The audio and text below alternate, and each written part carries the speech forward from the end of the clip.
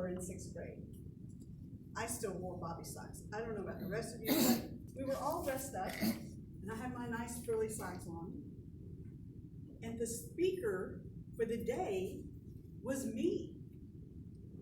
I had to stand up in front of all of the faculty, all of the parents, and all of my 6th grade classmates and present the farewell address to Ethel R. Coop, 6th grade class of 19. I don't know why I was the speaker. I guess they couldn't find anybody else. So they went to all the 6th grade classes and said, who wants to do the farewell speech? Everybody pointed at me. I'm going, I just sit over here and I'm the captain on the playground. I'm not anyone that you would want to make a speech. But I did. I made that speech. My uncle wrote the speech. It was a word-for-word regurgitation, and I even had to argue with him. Uncle Charlie, I can't say that. That's not something I would say as a 6th grade kid. I mean, the class had 9th grade words in it. But I made the speech, and I learned from then on, there are times in life when people aren't going to show up, when you have to be ready, when you have to have the wherewithal to gather your thoughts and come up with something that makes people stay entertained, stay engaged until the real show shows up. So that's my role right here tonight. I could talk to you about, we need $6,000 we're trying to raise tonight. That wouldn't be very much fun. I'm hoping it was a lot more fun to listen to my speech about being the 6th grade speaker. But we do have things that we want to do. We have things we want to do as an organization. And we have to face the truth that there are times in life when money is an issue. As your temporary speaker right now, I'm reminded of some times in church. I used to be on the board of directors at my church. And you're always money-minded. I'm on the nominating committee this year, and we are looking for new board members. And one of the questions that I told my colleagues, I said, we need to have a question about how comfortable are you about raising money? And they pushed back on me, and they said, we can't ask the candidates that. They'll all get scared and run away. They won't want to be candidates for the board. I said, look, I think I'd rather be honest with them and say this is going to be part of what you have to do to raise money as part of being a board member. So here I am. We're waiting for our speaker, and I'm making an appeal for money. That's not very much fun. That's not fun for me, and it's not fun for you. But there are times in our lives when we have to do things that aren't fun. And we have to try to make it fun for those that we care about. We are in this organization because we're all trying to go in the same direction. We're all trying to accomplish a simple goal to make this world a better place. I see there's some action in the back of the room right now, and I'm hoping that it's our speaker. Has anyone got any questions about the fundraising this year? Silence in the room tells me that you are all ready to give. You've already decided how much you're going to give, and you've either got your checkbooks or your debit cards or your credit cards ready, and I guarantee you we will be glad to collect that money when it's time to go. Ladies and gentlemen, our speaker for the afternoon, Joe Blow, the Ragman.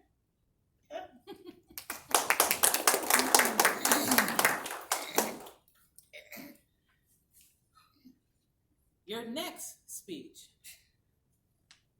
You're surprised to be asked to give a short eulogy for a friend. Madam Speaker. You know, I could quote Prince right now.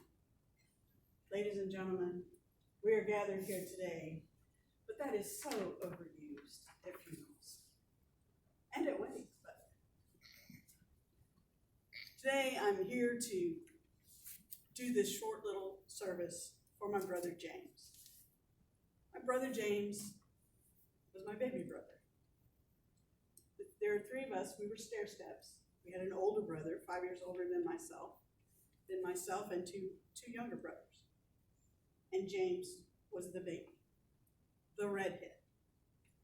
And he always wanted to do everything we did. He especially wanted to do everything the big brother did. They were always teammates. The two middles of us, we were teammates.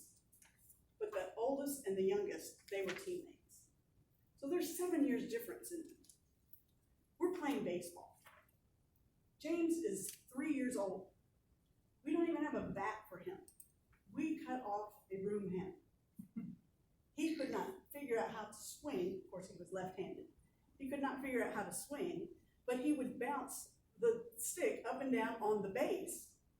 So Big Brother, because he was so cool, would try to toss the ball in time with the bat going up and down on the base. Because if James didn't hit that ball, oh baby, the redhead came out in him. He would throw a little tantrum, he would kick the dirt, he would get in everybody's face. We just wanted James to be happy when he was 3. As the two boys, as Wayman and James grew up, they did everything together. They played cars together when they were little boys. They went to play baseball when they were in Little League. They went to school together. They were both in band, I think, at the same time. Of course, they hated each other when they were young men, teenage men. When they got older, they got into trouble together. They just did everything together. As a matter of fact, I stand here today giving this information and sharing this information about my brother James. They actually died 5 months apart. And you know, as an evangelical Christian here in the South, the first question everybody comes up with is, did he go to heaven? Did your little brother go to heaven? Did James ever make a decision about Jesus? Now, my baby brother was not the most spiritual of any of us. He never talked about God. He never talked about those things. I think he knew because we had grown up in church. It wasn't just his thing. But the peace that God's given me is that even in his last breaths in that hospital room, as he was gasping for air, his life was literally bleeding out of him, that love walked in. A love he had never known, a peace that passes all understanding, as my theology teaches. And he had an opportunity to know a love that never ends. But it was his choice. It was his choice. Now, his brother Wayman, that died 5 months before, I have no question at all about his theology and that he believed he would be in heaven. And I can just imagine James, 5 months later, shows up in heaven, and Wayman says, dang, I can't even get away from you for 6 months.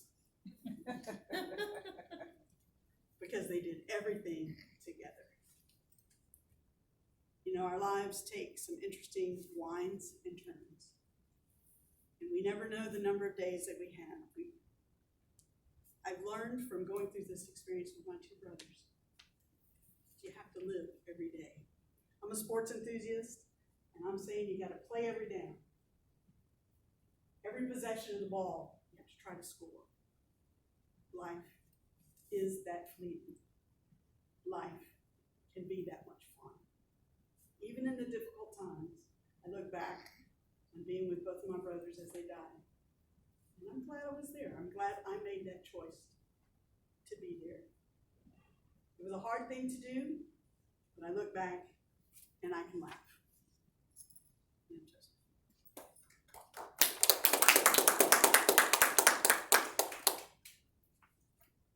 And finally, your club is holding an open house. You are asked to share a short speech about your experience in Toastmasters and how it has enriched your life.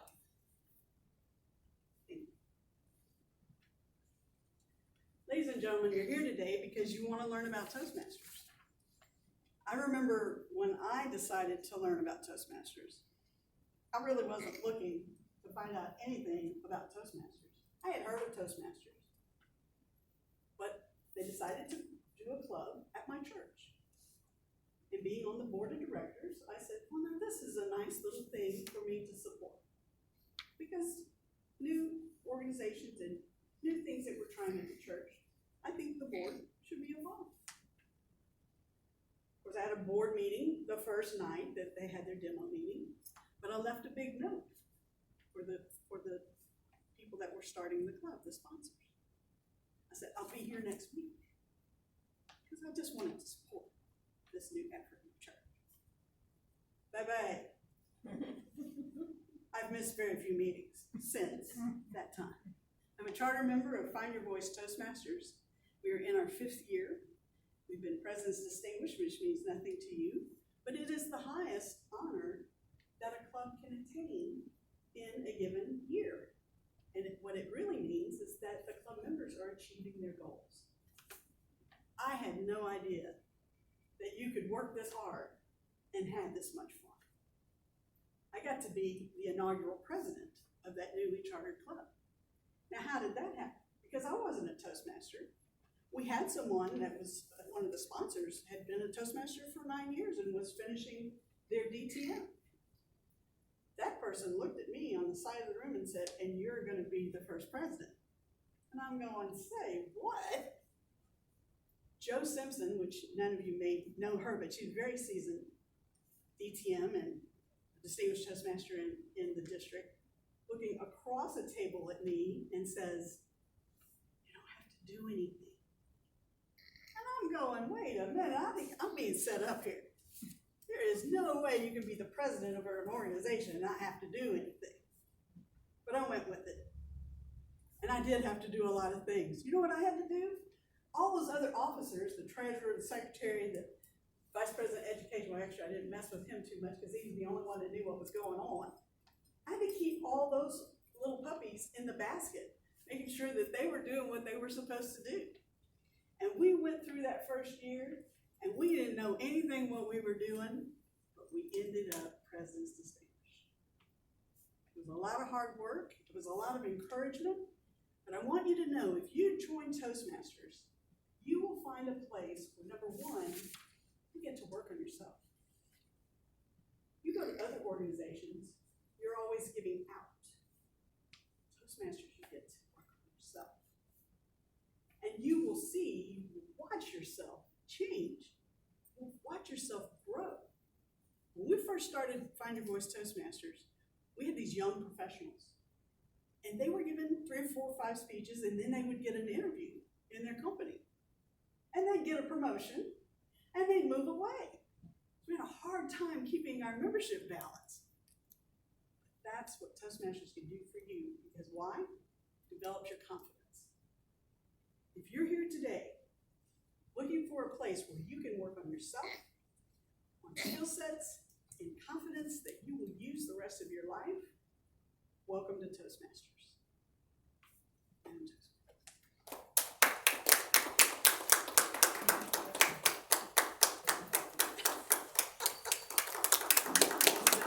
crowd here. Did I make time on any of them? I read from all. Oh, okay. So that's rude. Does meatloaf says 2 out of 3 ain't bad.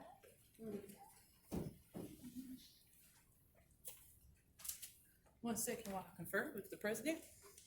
Yeah.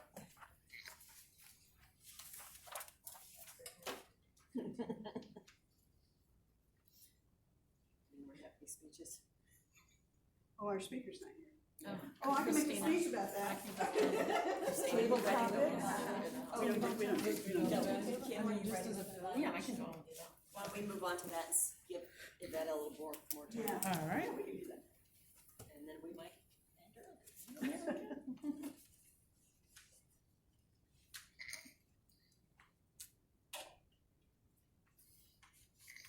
And now, after that interesting 3-combo speech situation that I probably will never do in my whole life. Not what you just telling me what I'm gonna speak on. No, never. I've learned this in Toastmasters, never say never either. That's right. Never say that in Toastmasters. But I'm going to call up our distinguished Toastmaster, our resident Toastmaster diva, the one, the only Kim Stingle.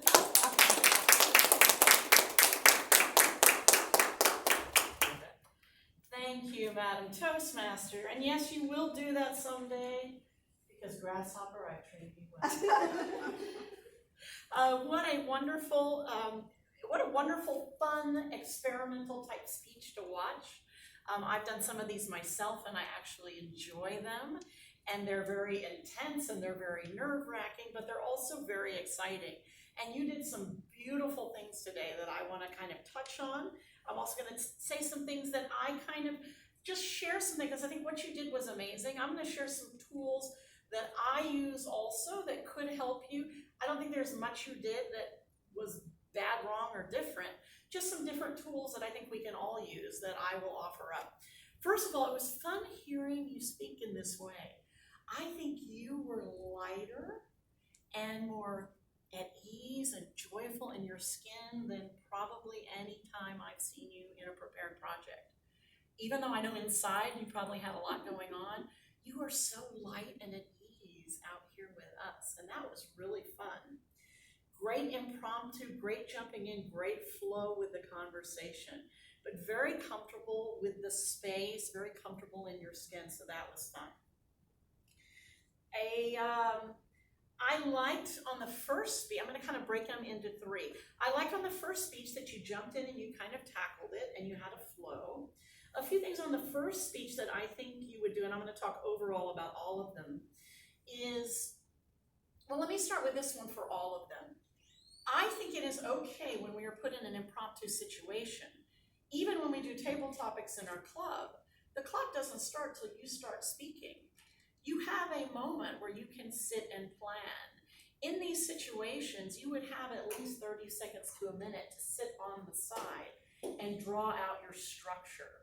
So that'd be the one thing I'd bring in. Your flow and your consciousness was great, but take that moment before. In a project like this, I might even start off to the side with the podium, have a piece of paper, write down my 1, 2, 3 points I'm gonna do, what's my intro, what's my hook in, my closing, and put the 3, and then just bring that up and hold it so I have a structure to go with.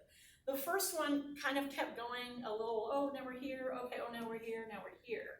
You got better on the second too, but I think it's okay to take that time beforehand to lay out a quick mini structure that you're gonna do of your points and hit. Because everything we do, we want to be a beginning, your points, and an end. And take that time to do that, and I would have loved to see that on all 3. Second speech, I think what hooked me in more to this is obviously it's a question that hits personally and emotionally on a topic for you. So you had a natural built-in hook to connect with and a hook to bring to us, and it was wonderful hearing those stories, and your storytelling was magnificent in bringing them back, because you talk about your brothers a lot, particularly the one that just passed, both of them, and it was really nurturing for us to hear more about that. So I really felt very gifted by hearing that story. I liked, I think that going back to kind of tips, I think as speakers it's always good to have a pocket full of hooks, a pocket full of punchlines, jokes, stories, things that we can go to. And so if you're taking that minute before preparing, what is that hook? Is it going to be something funny? Specifically with eulogy, I kind of wrote down, I loved in the end when you brought some of the humor in, but some of the greatest eulogies I've ever seen are when they start with the humor up front. Because those eulogies are about comforting people about what we're doing. And when we get to that humorous side really early and then go into the arc of the beautiful stories and then you kind of ended it with humor, that could have been a fun way to go as well. You're quick on your feet, jumping right in. One thing to work on, all the speeches had the same tone, pace, and timing. I think there was more of the space. You did have a good comfort, but I think you had more space you could have used. You kind of were between here and kind of here. So more space you could use, some forwards and backs too. I would love to see you do this again and have 3 contrasting speeches where some had different vocal variety. Some had the low lows and the high highs. So kind of through them, having more variety in the tone, the pace, the lows, even hearing, I was thinking in your talking about your brothers, I'd love to hear like what their voice was through you. Some places you can use that was fun.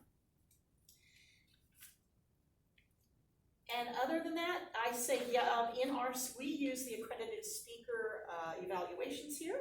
So of course, I would hire this speaker in any situation, beautiful speaking quality. Obviously, in this exercise shows what an expert you are. But one thing that came out of this for me, not only as speaker at something, you are also at that skill level that would be a great MC of an event of multiple speakers. So that was really fun, because that's the person who gets up and does those little impromptus between each speech and pumps up the audience. So that really came to mind as well, of like you could just run the whole show and be introducing other speakers. But overall, loved hearing the stories, loved watching your skill in crafting. I just think a few tweaks of structure, giving yourself that time. We always think we have to do it. These projects, remember, they give us the structure. They don't tell us the rules. So make sure you make up rules that work for you in these projects. Oh, I'm gonna take 1 minute to do this, and then I'll come. I don't think it gave you a time. Did you have to jump in? Was anything like that? Yeah, so on these projects that we do, you make up your own rules that work for you. Other than that, it was delightful. It was a master in action, and I think we all learned watching you. Thank you, Tammy. Madam Toastmaster.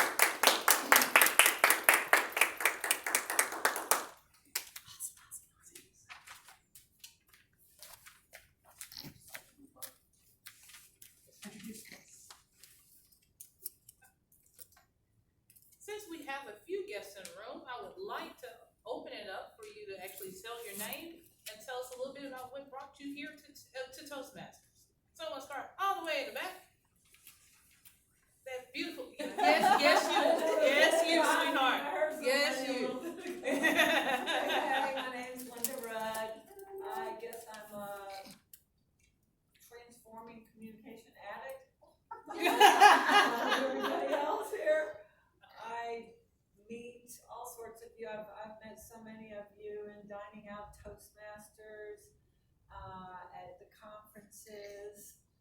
So I like to visit other clubs, and Yvette, she's in our club, Rising Star.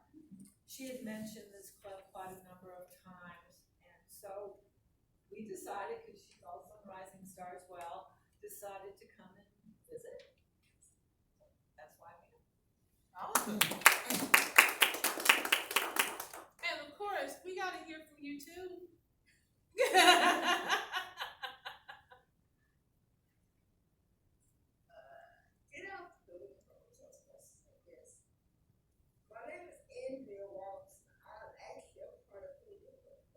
Wow.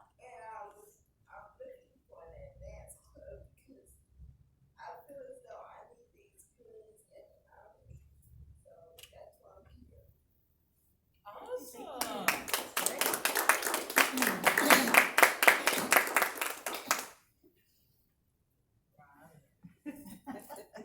Good afternoon, fellow Toastmasters. I'm Robin Roberts. I am a member of Spring Ahead Speakers and Voice of Moses. I have been in Toastmasters with a big 17-year gap for over 20 years, probably like 25, but there was that big gap raising children. And I'm needing to move into an advanced club. Keep my other ones, but also move into an advanced club, working on becoming more competent at being the paid professional speaker. Yes, can I hear an amen? Yes. That's who I am and why I'm here. I'm glad you're here. Thank you.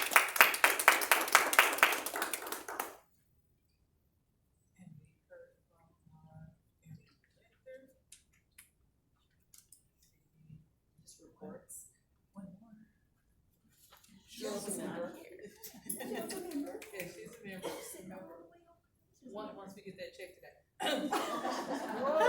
Whoa. The next one is the 2 or 3 years. No, at this time, we're gonna do the timers report. Oh, the timers report. Yes. Well, I I was triple challenged with Tammy. 2 out of the 3 qualified under the 30 seconds shy or over. Her first speech was 4:57. Right there. Second one was 4:39, and the third one was 3:45. And Kim, as our evaluator, was 6:26. Counter, Rhonda Reeves, can you give us a report of how many Oz I did today? You Oh, were I beat actually you. very good. I beat you. You were actually very good. I didn't catch any for you, Christine. Yay! Tammy, I heard once so that could definitely, if you're a professional speaker, nobody's probably gonna notice it, but it was just unnecessary. You could have started the sentence without it. Kim, you had a few ums, Yeah. uhs, and we do that in evaluations because we're being much more candid. That's gonna happen. I'm rusty. Other than that, no one else spoke, so we're good.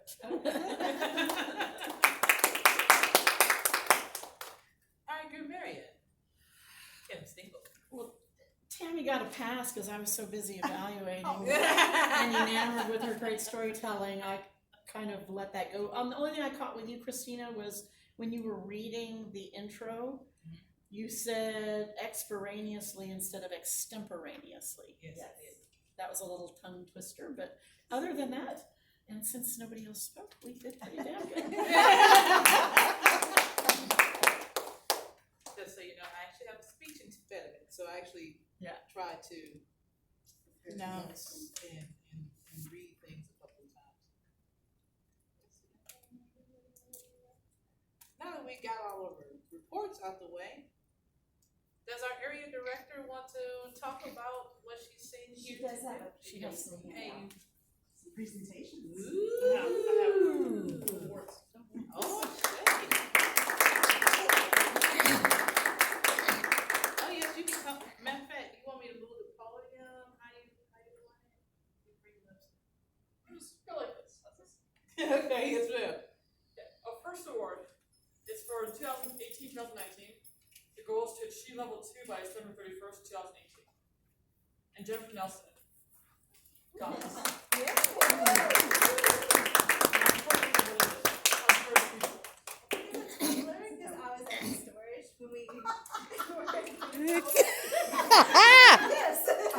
I'm not sure which of your clubs. I think it says which area. I just grabbed all the O's that were ours.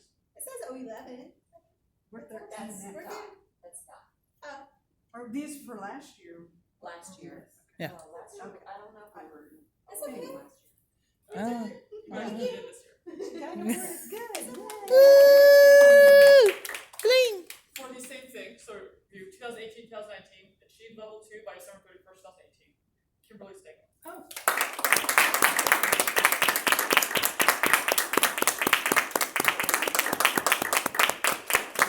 I was at the storage. Listen to her. I was at the storage. No, I'm serious. I don't know. Sure, I didn't know what it was for. One more for the same thing. And achieve level 2 by December 31st, 2018. Tamisha Garner.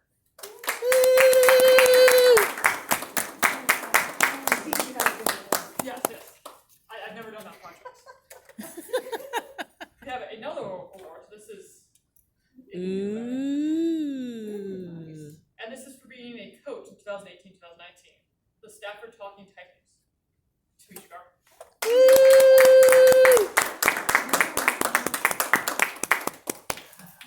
Thank you all for having me.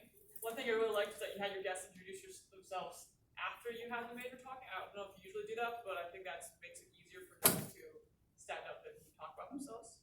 I think that's more of a, not as much advanced thing to worry about, but for at least most beginners clubs I've been at, they have people who talk first. The guests are like, I don't even know what's going on, you have to talk right now. So I really like that you had it not first there.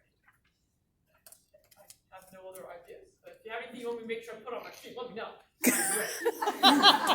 It's very long, as you all know. Let me know what I have to do.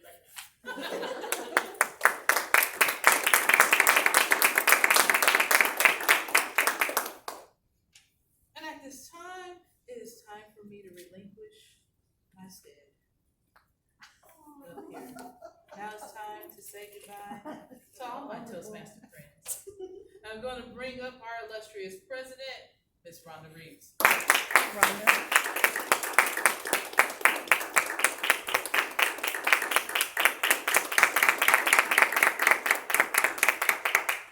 Thank you. Oh, I have an announcement. I have an announcement. All right, Point of we're order. gonna hear from Tammy, she has an announcement. No, Frida stopped me today. Okay. And the facility will not be available on the 6th.